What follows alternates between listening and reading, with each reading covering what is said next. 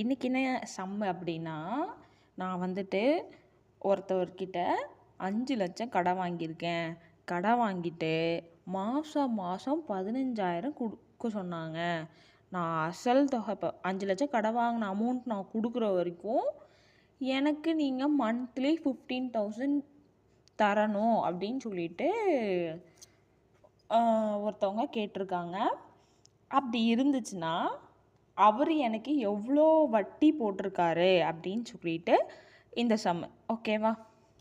இப்போது நம்ம நார்மலாகவே எப்படி இன்ட்ரெஸ்ட் கண்டுபிடிப்போம் அப்படின்னா, நம்ம எல்லாருக்குமே சிம்பிள் இன்ட்ரெஸ்ட் ஃபார்முலா தெரியும். அப்போ சிம்பிள் இன்ட்ரெஸ்ட்னால் என்ன வரும்? Simple interest equal to PNR divided by 100.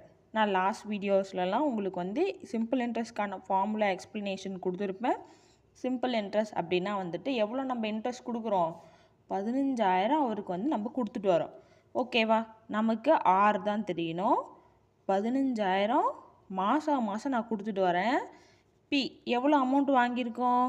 5,00,000 நம்ம வாங்கியிருக்கிறோம். ஒரு மாதத்துக்கு 15,000 தரோமா? அப்போது என் என்னது? ஆண்டு 1. ரேட் ஆஃப் இன்ட்ரெஸ்ட் எனக்கு தெரியாது, 6னே வச்சுக்கிறேன். Divided by 100. புரியுதா? எனக்கு 6 தானே தேவை. அப்போது நான் மீதி எல்லாத்தையும் இந்த சைட் கொண்டு போயிடலாமா? ஆர் ஈக்குவல் டு டிவிஷனில் இருக்கிறது ஈக்குவல் டுக்கு இந்த சைட் போச்சுன்னா என்னவா மாறும்? மல்டிப்ளிகேஷனாக மாறும். இந்த 5 lakhs இன்ட்டு 1 என்ன வரும்? 5 lakhs தான் வரும். அப்போ மல்டிபிள் இருக்கிறது ஈக்குவல் டுக்கு இந்த சைட் வரும்போது டிவிஷனாக வரும். ஓகேவா.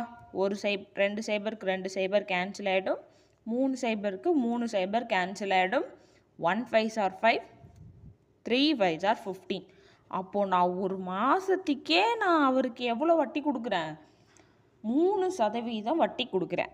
ஓகேவா. அப்படின்னா நீ ஒரு வருஷத்துக்கு 1 இயருக்கு நீ எவ்வளோ கொடுப்ப? எத்தனை பைசா உங்களுக்கு வட்டி போட்டிருக்கான் அப்படின்னா, ஒரு வருஷத்துக்கு எத்தனை மாதம்? 12 மாதம்.